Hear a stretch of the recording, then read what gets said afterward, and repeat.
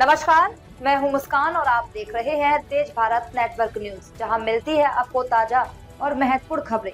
जानिए आज की प्रमुख खबरें। आदरणीय प्रधानमंत्री Shri Narendra Modi ji Bharat Oman business forum में सहभागिता करते हुए। आदरणीय प्रधानमंत्री Shri Narendra Modi ji Bharat Oman business forum में सहभागिता कर रहे हैं, जहां वे भारत और ओमान के बीच व्यापार, निवेश और आर्थिक सहयोग को नई दिशा देने पर अपने विचार रख रहे हैं। यह मंच दोनों देशों के उद्योग जगत को जोड़ने, नए अवसरों को प्रोत्साहित करने और द्विपक्षीय साझेदारी को मजबूत करने की दिशा में महत्वपूर्ण माना जा रहा है। प्रधानमंत्री जी के संबोधन में make in India, startup, infrastructure, ऊर्जा, लॉजिस्टिक्स और निवेश के अवसरों पर विशेष जोर दिया जा रहा है।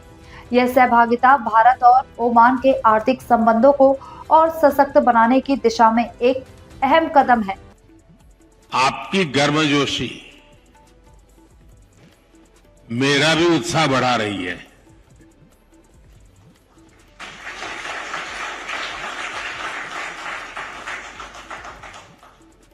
आज की यह समिट भारत ओमान पार्टनरशिप को नई दिशा देगी, नई गति देगी और नई बुलंदियों तक पहुंचने में मदद करेगी।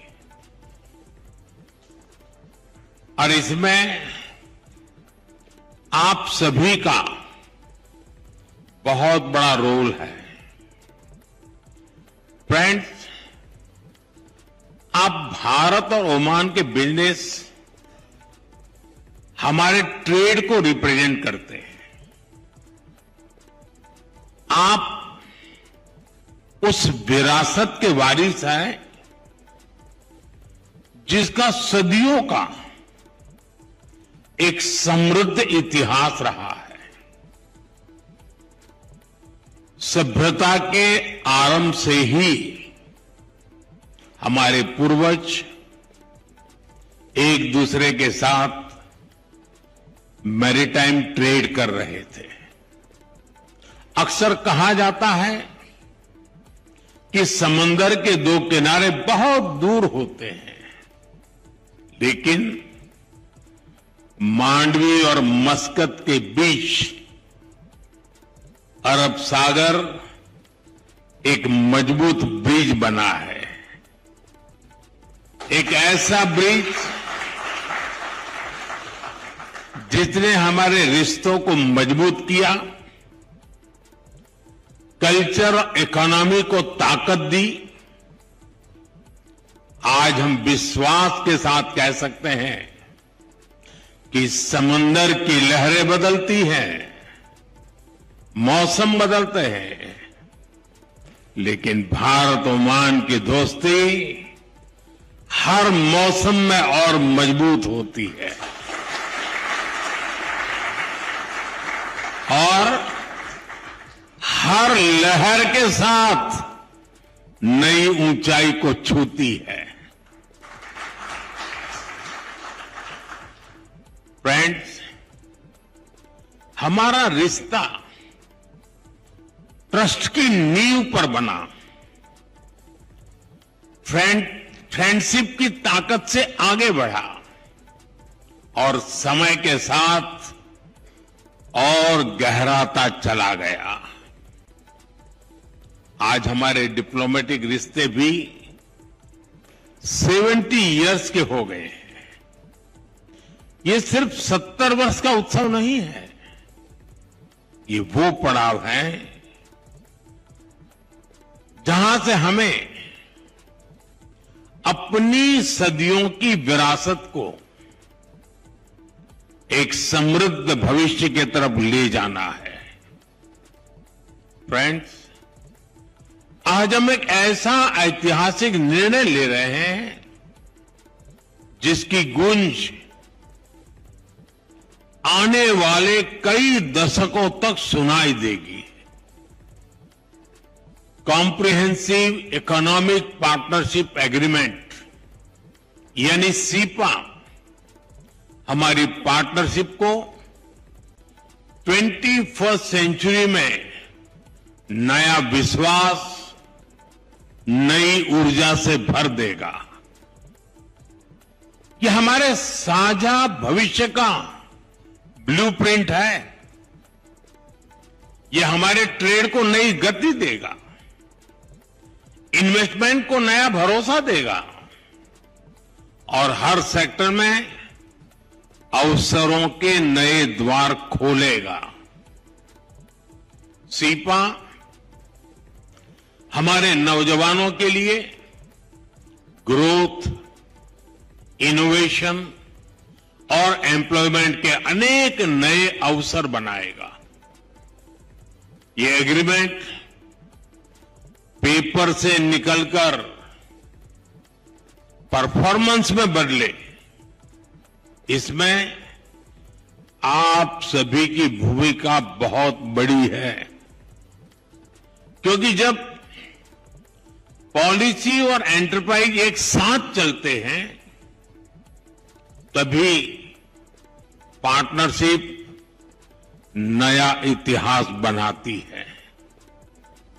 फ्रेंड्स, भारत की प्रगति हमेशा शेयर्ड प्रोग्रेस की कहानी रही है।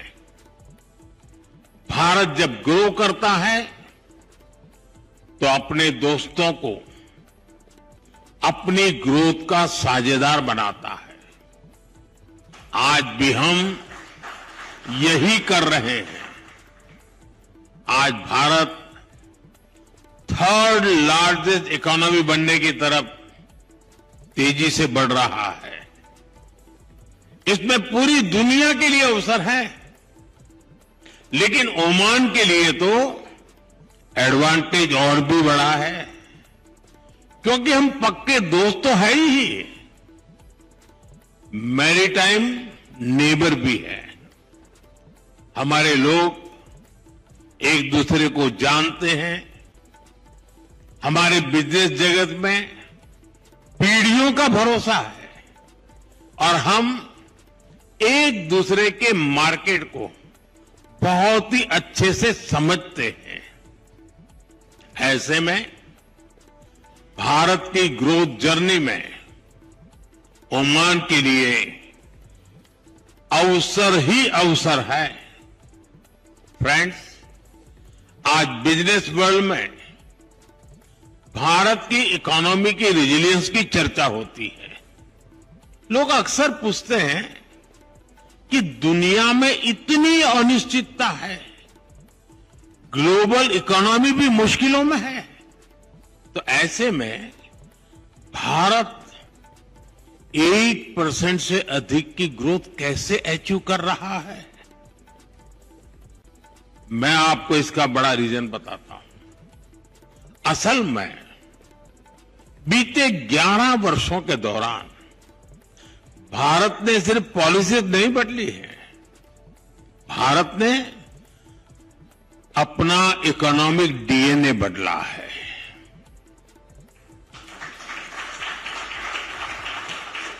मैं आपको कुछ उदाहरण देता हूं। जैसे गुड्स एंड सर्विस टैक्स यानी जीएसटी है, इसने पूरे भारत को एक इंटीग्रेटेड यूनिफाइड मार्केट में बदला है। इंसॉल्वेंसी एंड बैंकरप्सी कोड से फाइनेंशियल डिसिप्लिन आया, ट्रांसपेरेंसी को बढ़ावा मिला और इससे इन्वेस्टर कॉन्फिडेंस मजबूत हुआ। ऐसे ही हमने कॉर्पोरेट टैक्स रिफॉर्म्स किए। इससे भारत दुनिया के मोस्ट कॉम्पिटिटिव इन्वेस्टमेंट डेस्टिनेशन में से एक बन गया है। साथियों, अभी आपने लेबर रिफॉर्म्स की भी चर्चा सुनी होगी। हमने दर्जनों लेबर कोड्स को सिर्फ 4 कोड्स में समेट लिया है। ये भारत के इतिहास के सबसे बड़े लेबर रिफॉर्म्स में से एक है। फ्रेंड्स, जब पॉलिसी क्लैरिटी आती है तो मैन्युफैक्चरिंग को भी नया विश्वास मिलता है। एक तरफ हम पॉलिसी और प्रोसेस रिफॉर्म कर रहे हैं, वहीं दूसरी तरफ भारत में मैन्युफैक्चरिंग को बढ़ावा देने के लिए प्रोडक्शन लिंक इंसेंटिव भी दे रहे हैं। ऐसे प्रयासों से ही आज मेक इन इंडिया अभियान को लेकर दुनिया में बहुत उत्साह है। फ्रेंड्स, रिफॉर्म्स को भारत के डिजिटल पब्लिक इंफ्रास्ट्रक्चर ने और ताकत दी है। गवर्नेंस पेपरलेस हुई है, इकोनॉमी कैशलेस हुई है और सिस्टम कहीं ज्यादा एफिशिएंट, ट्रांसपेरेंट और प्रिडिक्टेबल हुई है। डिजिटल इंडिया सिर्फ एक प्रोजेक्ट नहीं है, ये दुनिया की सबसे बड़ी इंक्लूजन रिवॉल्यूशन भी है। इससे ईज ऑफ लिविंग बढ़ी है और ईज ऑफ डूइंग नए लेवल पर पहुंच चुकी है और भारत में बन रहा आधुनिक फिजिकल इंफ्रास्ट्रक्चर इसको और बेहतर कर रहा है। सुधरती हुई कनेक्टिविटी के कारण भारत में लॉजिस्टिक की कॉस्ट लगातार कम होती जा रही है। फ्रेंड, भारत निवेश के लिए एक आकर्षक डेस्टिनेशन है, ये तो दुनिया मानती है। साथ ही भारत एक भरोसेमंद फ्यूचर रेडी पार्टनर है और ओमान इसको बहुत अच्छे से समझता भी है और सराहता भी है।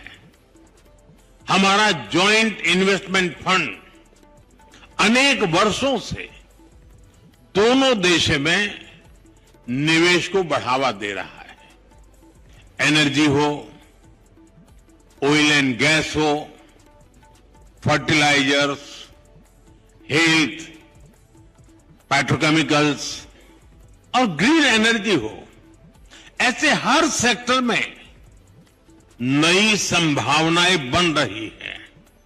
लेकिन साथियों, भारत और ओमान सिर्फ इतने से संतुष्ट नहीं है। हम कंफर्ट जोन में नहीं रहते। हमें भारत ओमान पार्टनरशिप को नेक्स्ट लेवल पर ले जाना है। इसके लिए दोनों देशों के बिजनेस वर्ल्ड को अपने कुछ बड़े लक्ष्य तय करने ही होंगे। आपका ये काम मैं कुछ हल्का कर देता हूं। मैं आपको कुछ चैलेंज देता हूं कि ग्रीन एनर्जी में मिलकर कुछ बड़ा कर सकते हैं क्या? क्या हम अगले 5 वर्ष में 5 बड़े ग्रीन प्रोजेक्ट शुरू कर सकते हैं? हमें green hydrogen, green ammonia, solar parks, energy storage और स्मार्ट ग्रिड के क्षेत्र में नए बेंचमार्क्स बनाने हैं। फ्रेंड्स, एनर्जी सिक्योरिटी जितनी जरूरी है उतनी ही आवश्यक फूड सिक्योरिटी भी है। आने वाले समय में ये एक बड़ा ग्लोबल चैलेंज बनने जा रहा है। क्या हम मिलकर Indian Oman agri innovation hub बना सकते हैं? इससे ओमान की फूड सिक्योरिटी को मजबूती मिलेगी और भारत के एग्री टेक को ग्लोबल मार्केट तक पहुंचाने में मदद मिलेगी। फ्रेंड्स, एग्रीकल्चर तो एक सेक्टर है, ऐसे ही हर सेक्टर में इनोवेशन को बढ़ावा देना जरूरी है।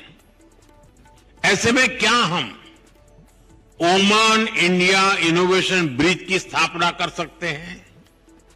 हमें तय करके चलना होगा कि आने वाले 2 वर्षों में 200 भारतीय और ओमानी स्टार्टअप्स को हम जोड़े।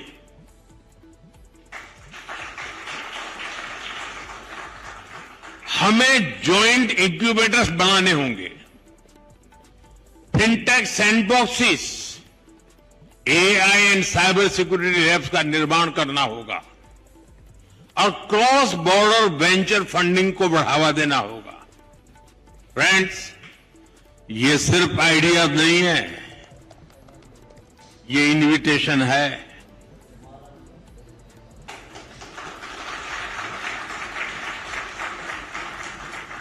Invitation to invest, invitation to innovate, invitation to build the future together. आइए हम इस पुरानी मित्रता को नई टेक्नोलॉजी, नई एनर्जी और नए सपनों की शक्ति से आगे बढ़ाएं। शुक्रन, जय जय अलन, थैंक यू।